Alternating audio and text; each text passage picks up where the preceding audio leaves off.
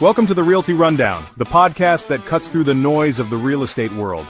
Your hosts, seasoned industry experts Nick and Nate, are here to guide you through the entire process. Each week, they're breaking down the latest market trends, decoding complex jargon, and sharing insider secrets you won't find anywhere else.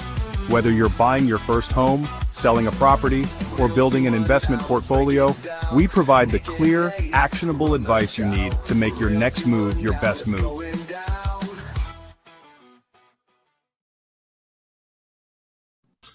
All right, everybody, welcome back to the Realty Rundown from the Nick Wyse team. I am, in fact, Nick Wyse. And I am Nathan Schwartz. Today we're doing a quick follow-up to episode 56 when we talked about the Housing for the 21st Century Act. Yeah, this is the big bill that's moving through Congress right now, so we're tracking this as close as we can. Looks like it's going to pass. We're hoping it passes in a manner that stays consistent with what we believe in and what we think will be the best for Hoosier homeowners. One specific part of the legislation is getting a lot of attention right now, and that's a proposal that could push institutional investors to sell some of their single-family rental homes. Yeah, so I'll kind of get the ball rolling here. What exactly is Congress looking at here?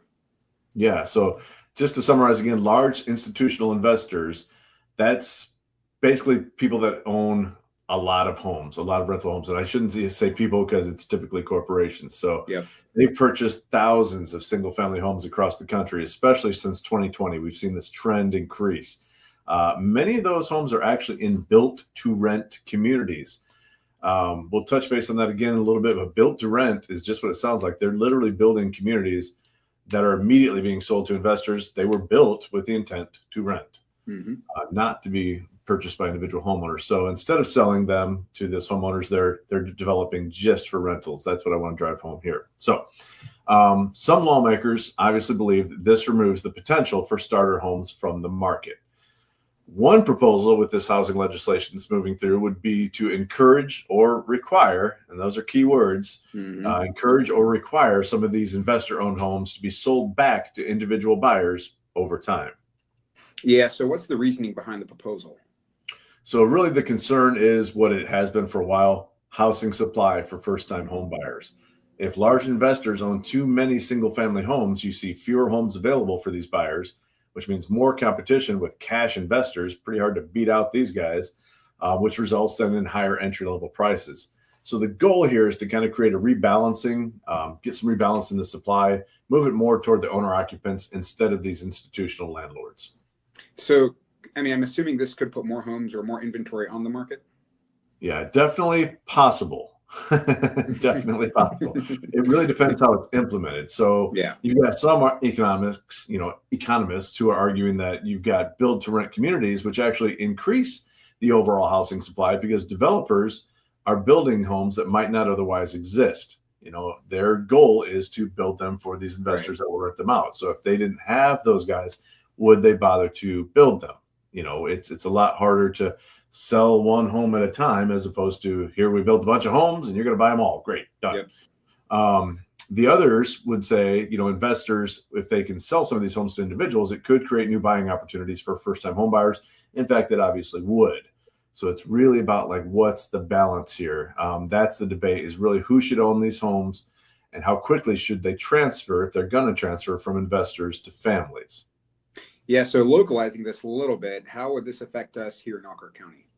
Yeah, it doesn't seem like we're in huge danger right now of being taken over by the investors. We really see this in larger metropolitan areas, especially some like Phoenix. Atlanta's had a lot of this, but even Indianapolis has had a lot of it. I know there's a neighborhood down there, a whole subdivision with over 300 homes.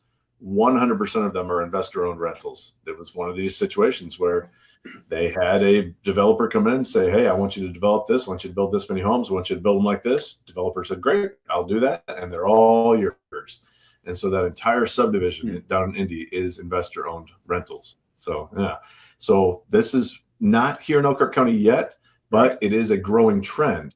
We don't want North Central Indiana to be next on the chopping block here, where we've got to have our buyers competing with cash buying investors. So that's the danger. That's why we're kind of tracking it really closely right now.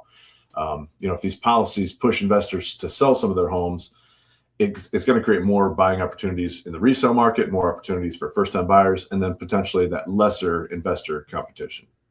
So what I'm hearing is that the American dream might depend on who wins the bidding war, whether it's the family or the hedge fund. Yeah, the evil hedge funds, right? Yeah, right. We don't want that. I think most people would probably root for the family. I think I would. I think you would. Yeah, I would. Yeah, we definitely we want more people to own their homes. That's a big thing for me and Nathan. Always has been, always will be. Yeah. We want to see people realizing the American dream. Yeah. Well, we're going to keep watching this as this bill develops, and we'll definitely keep you guys posted. So. Yep, absolutely. We'll keep explaining what it means for you guys, buyers, homeowners locally. When we know more, you'll know more. All right, guys. Quick show today. Appreciate y'all tuning in. Just as always, if you have any questions, reach out. We'll try and get you wise replies. And remember, Nick knows. Nate knows. Heck yeah, he does. All right. Thanks for tuning in. Thanks, guys. And that's a wrap on another episode. Thanks for tuning in. We hope you had as much fun as we did. We love sharing real estate insights, but as you can see, we also love to have a good time. This energy and passion is what we bring to every client. Buying or selling a home is a huge deal, but it doesn't have to be stressful. With the right team, it can even be fun. Ready to make your move? Let's connect.